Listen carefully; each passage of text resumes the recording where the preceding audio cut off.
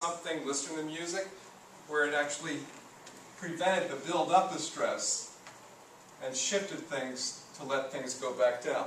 Now, the way the world is today, we need to do things because stress will build back up. And sometimes it's not our own stress. It could be a family member who's stressed. And if they're stressed, we might feel stressed. This whole thing with the Gulf oil thing, I think that was stressful for a lot of people. And when that thing got capped, didn't you feel a sense of relief in the air? Didn't you feel that in the air, in a way? Okay, so stress impacts us all, whether we have it ourselves or whether it's in the world. We are in the world and we have influenced by it. Okay, I'd like to bring a little bit more closer to home in terms of the vitalness of my talk here. When we start doing these things in balance, there's a chiropractic principle that chiropractic was founded on in 1895, and that principle is that life is the expression of tone. Life is the expression of balance. If we find balances with all of these, and it's not a matter of trying to do them perfectly. A friend of mine just recently said, it's not trying to make them do them perfectly, it's just making progress with each one. So you get to a point where you're actually in a groove and finding balances with them, and you're not getting mad at yourself for eating too many cookies one night, but you realize, okay, I'm not going to do that again because it affects the head of my body. So you make the correction. When you start to make that correction, then you start to offer a healthier influence into the world. Now, these are the peripheral things. These things are vital. They're called the essentials, healthy essentials. This is peripheral. Even though these are vital, there's something even more vital. And this is where we get to the central part of my talk. And it has to do with how we think and how we feel about things. That's the core of our health. Okay. These are vital. Those are on the periphery. And you've known people who exercise all the time probably and they stay in good shape physically, but they may be having a problem with their spouse or their mother or their father. It's how they're thinking and feeling that make the biggest difference in how well we keep these conditions for health. And I'd like to show you this diagram that goes along with that to help illustrate that some more. Okay, so we feel with our heart, our emotions. Okay, we think with our mind. Right? Okay. We have our bodies that reveals lots of times how we're thinking and feeling about things. This is a book I got in chiropractic school. 1981 is when I started chiropractic school. Okay, it's called The Body Reveals, and it was done by folks in the psychology field who recognized that how a person was thinking and feeling related to how their neck structure was, how their shoulder structure was, how their hip structure was. So what's going on here has a lot of causative effect of what's going on here. Now, when you have a health problem, is it easy to not focus on that health problem? Or does our emotions and thoughts tend to focus on that health problem? They tend to focus on that. And what you focus on, you've heard the words, where your attention goes, that's what grows there.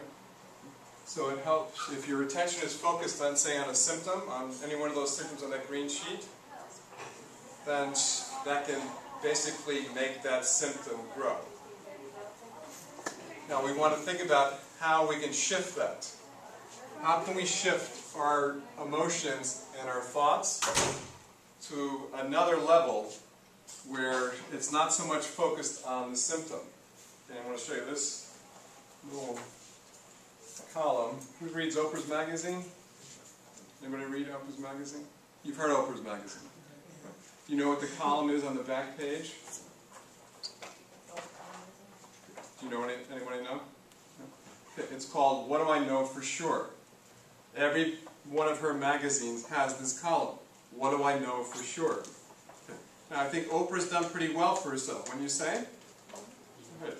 Okay. Basically, she found that thinking about meditating on what she knew for sure helped to ground her. Okay, and there was a commentator or an interviewer that had asked her at one point, oh, but what do you know for sure? And at first she couldn't answer that question.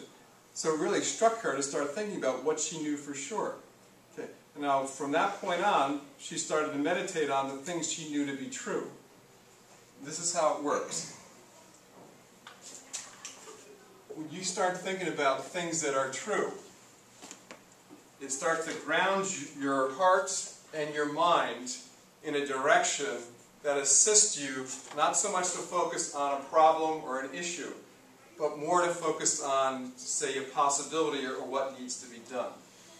There's a little thing that actually helps, a very simple thing to keep in mind. It keeps your attention focused here, rather than down here. And I like to call it TAP, basically. And TAP stands for the attitudes of being thankful, appreciative, and patient. When we hold those attitudes, it assists us. When we get into trouble with a problem, say, in our bodies or even in our worlds, we want to actually see what it takes, like Lance Armstrong being victorious for 7 straight years at Tour de France, see what it takes to overcome the focus on the problem. Okay. The focus on the problem, like he did that with his cancer. And you think about what is true for you. Now, that may have to be some meditation on your part, and if you begin to explore that for yourself, to see what's true for you, and start to meditate on that, it will give you a sense of what? Peace. Peace, right. Okay, if it's really true, now sometimes you might think something's true, but if you're still in a battle, okay, it may not be true.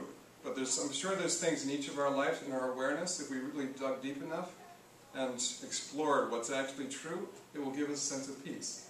Okay, in the Bible, they talk about the Spirit of the truth brings comfort, is the comforter. Okay, now, something just to share with you. Recently, I've compiled a book, and it will be out in the fall as a hardcover book. And this is just to share what I found to be true, but I love the Psalms in the Bible, so I distilled out the verses that I felt were healing, and I put it into a book form.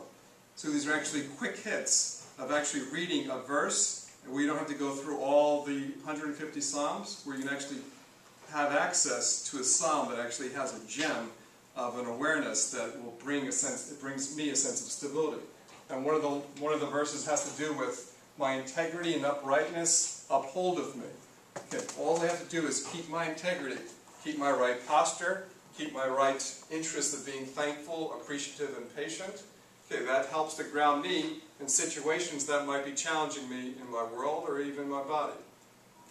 Now that works for me, but it may work for you too, and if it does, then you may be interested in my book when it comes out in the fall.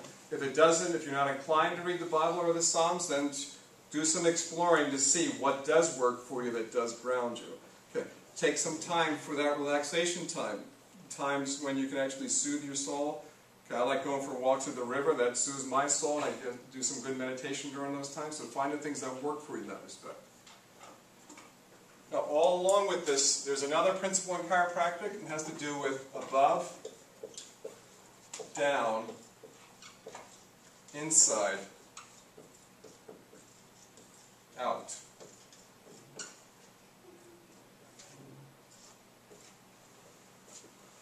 Basically, when you're oriented to something that's higher than you, or something that is true, okay, and this is where, now you're all going to be in the social field, you're all going to be serving people. If you don't have this grounding here, most likely you're going to burn out. You need to actually find an orientation in what you know to be true, so when challenges come along, something from above, they call it in the Bible, they call it fire falls from heaven.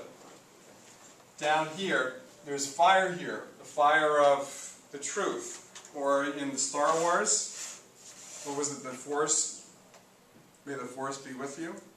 Remember that in Star Wars? Is that not before your time, right? Okay. So what's true has force to it, so let the force be with you. If you're oriented rightly, you're going to feel a force. You're going to feel a vitality.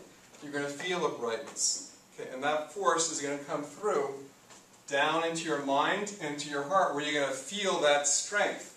Okay, and it's going to work inside, and then actually it's going to allow for an expression through you that sounds sensible. Now, if you're ever with people who are actually down and out, okay,